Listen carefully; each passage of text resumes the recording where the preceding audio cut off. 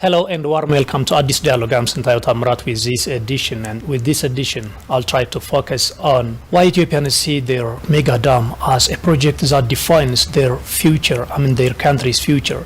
Do stay with us. And my guest today is Mahlet Ayele. She will tell us more about herself later. Thank you so much, Mahlet Ayele, for joining Addis Dialogue. Thank you for having me. I am Mahlet Ayele. I did Middle Eastern Studies. I did my master's in Middle Eastern Studies and recently in research master's in African Studies. Currently based in the Netherlands, and I'm an independent Pan-African researcher. Ethiopians consider this dam as a project that defines the future of political and economic well-being of their country. What possible transformation can the GERD bring to Ethiopians? I think that's a very good question to start with, and the best way to look at the possible transformation that the Great Ethiopian Renaissance Dam will bring to the livelihoods of Ethiopia is to look at it from the point of view of the Millennium Development Goals, which are set in the beginning of this millennia, meaning in 2000. So if we look at them, there are like 8 major components, which is eradication of poverty and hunger, to increase education, gender equality, to reduce child mortality, and then to improve maternal health, and also to reduce these deadly diseases by then, which is like HIV/AIDS and malaria, and also to improve partnership in terms of development amongst regional cooperation. So why would I say that this is a good point of view to look at it from this point of view is then we look at what does GERD brings to the livelihoods of Ethiopia. When it starts to produce electricity, then there will be a major boost of economy in the country, which will bring an infrastructure in different parts of the region. A boost of economy means obviously reducing or improving the economy of the country. So ultimately eradicating poverty, and also bringing in infrastructure means it includes hospitals, which reduce child mortality, which improve maternal health. Also, infrastructure has to do with education. If we want to set up an education, we certainly need electricity. So it touches everywhere. And also in terms of gender equality, it will hugely take off the burden of our mothers, sisters, and daughters, which ultimately also empowers, women. And also in terms of partnership, as we have witnessed all along for the past decade, Ethiopia has been advocating for the equal share over the Nile, over the water of Nile, and that means it's enhancing partnership amongst the riparian states. Not only Ethiopia is looking at itself, the benefits that it brings to the country, but also the cooperation that brings for the region. So if I put it in a nutshell, I think GERD will be a kind of an all-in-one prescription to achieve the Millennium Development Goals. Yeah. Okay. And currently the Sustainable Development Goals. We started that with the 2000, but the current one, which is set with for 2030, they are more elaborated part of these 8 ones. I have gone through them, like there are 17 of them, but it's not any different. This is why I chose to see it from the general point of view from the 8 one. It is just an elaborated part of this. It's no different because obviously the wallet did not achieve these goals in 2015. Maybe the new components that are added for 2030 is in terms of justice and human rights. So I think Ethiopia can have also a big voice in that because so far the downstream countries have been so unjust and irrational in terms of, approaching the equal share of the Nile water. So I think it's all included. And currently 65 million Ethiopians do not have access to electricity, as the government sources report. And this is not an issue in Egypt, particularly when it comes to access to electricity. 100% of Egyptians have got that access. Can you just make some comparison? I did a research on this, and Egypt all alone has been wrong about its accusation. First of all, it has zero contribution to this water. But whereas Ethiopia has 86% of contributes 86% of the water, but in terms of use, it has a zero use. In terms of consistency, if you see, Egypt has been consistently inconsistent in terms of when it comes to the Great Ethiopian Renaissance Dam. First, they were totally against the construction of the dam, but when in 2011, when it was on the ground already and they cannot do anything, then they started to advocate the filling has to be this, more of in the technical terms. And then now when Ethiopia chose to stick to the tripartite agreement that was made in 2015 with the DOP, the Declaration of Principles, then again they breached in 2019 in October, I believe, by going to the US, and then after that the UNSC, to the EU, whatnot, everywhere. And then in terms of, if you look at it, its impact, environmental impact, if we compare the Aswan High Dam and then the Great Ethiopian Renaissance Dam, the Aswan High Dam has a negative environmental impact. When they build Aswan, first of all, Aswan High Dam it's more of a revolutionary dam rather than a hydroelectric power, a hydroelectric generating dam. This has been proved by their own researchers, by historians.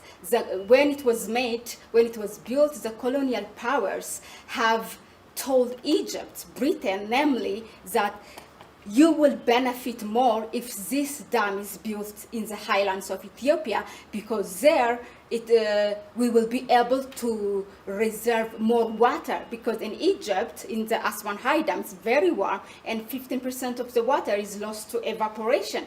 And then next to it, it's when they built it, they have displaced hundreds of thousands of Nubians from that place with only 36 pound compensation per family. And whereas there was also in terms of archaeology, it has a negative impact. They relocated a number of temples to other places, which actually they paid millions of dollars. But whereas when it comes to those Nubians who became refugees in their own country, has been compensated nothing compared to the temples. But the Great Ethiopian Renaissance Dam, in terms of all these problems, it has actually very less. It's an eco-friendly and it's sustainable. The other thing that we can compare is also Egypt has been, a number of times telling Ethiopia and warning Ethiopia, mongering war, beating the drums of war on Ethiopia. All presidents, if you go back and happen to read their speech, all presidents after they became independent, there is no single president that has not threatened Ethiopia. I have all the the quotations from their leaders. In fact, this is how they solve their internal divisions, by bringing, this issue. But Ethiopia, not a single leader of Ethiopia has reacted in the same way that Egypt did. While Cairo is telling Addis Ababa not to touch Nile, and if so, then there will be a bloodshed. But then, I think it's their second president, Sadat, after the war, in 1978, he went to the northern part of Israel, namely Haifa, and he did say in his speech, actually, we also bring you the Nile water right in front of your door. Israel, without asking it, by the way. And that was, while, and not to forget, by the way, Egypt is only the recipient of the Nile water. It has a zero contribution for this water. The major concern of Egypt and Sudan is about water security. They are just all saying this is a big trade in relation with the Grand Ethiopian Renaissance Dam project. However, several Egyptians and their politicians as well as activists say that it is never their major concern, meaning water trade is not their major concern, they say, because they do have just lots of projects. They do have underground water reservoir that may last for 1,000 years, and also they have not used desalination and effective water management in their irrigation schemes. What it is Egypt has been playing, also lately Sudan has been playing like it's a victim in this process of building a dam, and by that they have been able to bring the center of the international community's attention, to get the sympathy of this international community as if they are the victim. But whereas this is completely by saying, 90% of their water is, they are dependent on the Nile water, which is true because they use Nile and they don't want to touch their other alternatives, which is aquifer groundwater and then the Mediterranean Sea. Yes, they do have alternatives, which is the groundwater, which can take them thousands of years. This is how actually Libya survived. They were totally supplying themselves from the groundwater, and they can do the same and produce what they are producing in terms of agriculture, for drinking, or for anything using their groundwater. And also in terms of desalination, they can use, Egypt is like naturally gifted because it's a very warm place, and they can desalinate it with a very low cost because they are right under the sun belt. And this is actually proved by their own researchers. This is why I think actually recently where they turned their head at last is to China, and this is what China told them. Actually, we can help you in terms of desalination and in your process of using your other alternatives. So what Egypt is doing is playing the victim. So the interest is not water trade or water security trade? No, not at all. The Lake Nasser, that was the Lake Nasser, which is a man-made, one of the largest lake in Africa or in the world, maybe in Africa, it can take them 3 or 4 seasons. This is this is according to researchers, 3 or 4 seasons if there's no drop of rain. So yeah, they do have a huge reservoir, and it's not a... Negotiation is about give and take. And in this regard, Ethiopia has come a long distance. For example, the Ethiopian government recently announced that more water will be released from the average flow of the river to downstream countries when there is severe drought. And there are also some other measures, like just making all the information regarding the project available to both downstream countries. But Egypt and Sudan have always come up with new agendas, thwarting negotiations. What's your observation on the tripartite negotiation in this regard? In my opinion, yes, Ethiopia has been generous throughout this decade-long negotiation. I do believe in principle Ethiopia has the right, it's a sovereign country, and has the right to develop itself using its own share of water that originates in its own territory, with, of course, not at the expense of others, without any significant harm to others. Ethiopia has been consistent throughout this. If you look at it, Ethiopia said, we're going to build the dam. Like this is 10 or 12 years ago. Egypt was against it, and then in 2011 it was realized, and then Egypt continued to be against it and to bring different terms in terms of the way it is released. We need more water when it is drought, this and that, and you have to fill in terms of you have to fill in 10 years or 12 years, not according to your plan. Ethiopia has tried that diplomatic journey to get a win through diplomacy rather than acting like the other part, meaning Egypt or Sudan.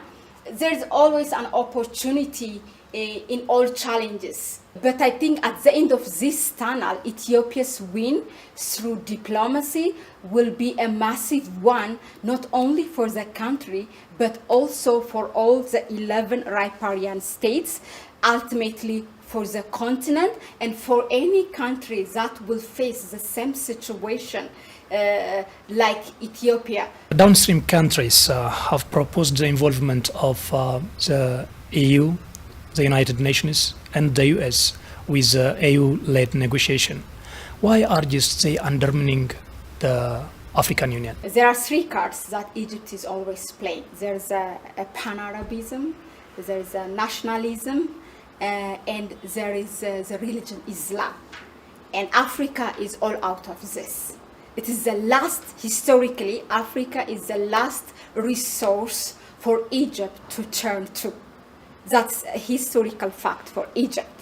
Now, yes, they do have an agreement in 2015 with that DOP, which clearly stipulates that any issue between these three tripartite countries should be resolved within them without any fourth party involvement.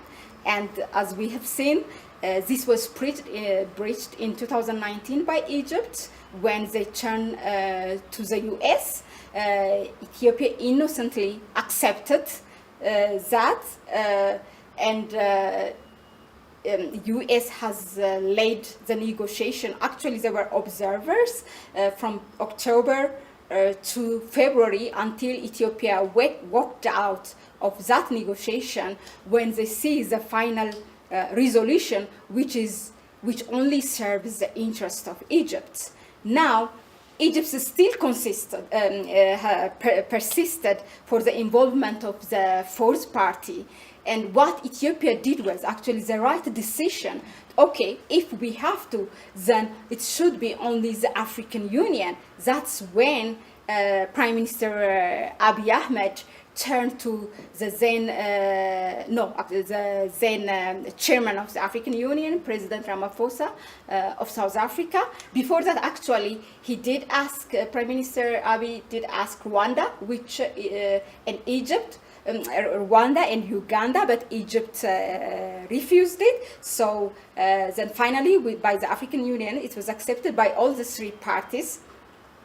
But then, as it is witnessed, they, in the middle of it, they take it to the United Nations Security Council, they take it to the European Union, they invite, while it is still AU-led, to invite others to be part of it. Ethiopia did the right decision because this is who Ethiopia, it shows that historical fact of both countries. Ethiopia has always been hanging and relying on the African Union, on the value of Pan-Africanism, as opposed to Egypt. So and the other reason actually for the question why they are demeaning the AU-led negotiation is because, they know that they are upholding to the colonial era agreement, which is unacceptable by any, African countries who have experienced, being colonized by those colonial powers. They know it is wrong, and they are afraid perhaps the result of it might favor Ethiopia, which is actually the right thing, but in their eyes that might favor Ethiopia because they are still holding their colonial.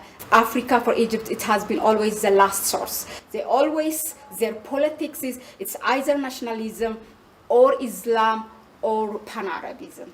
Thank you, Mahlet Ayele, for sharing your views to Addis Dialogue. Dear Addis Dialogue viewers, this is a conversation with Mahlet Ayele, who is from Netherlands. She has just shared us a lot of experiences and views regarding the Grand Ethiopian Renaissance Dam. Thank you for staying with us.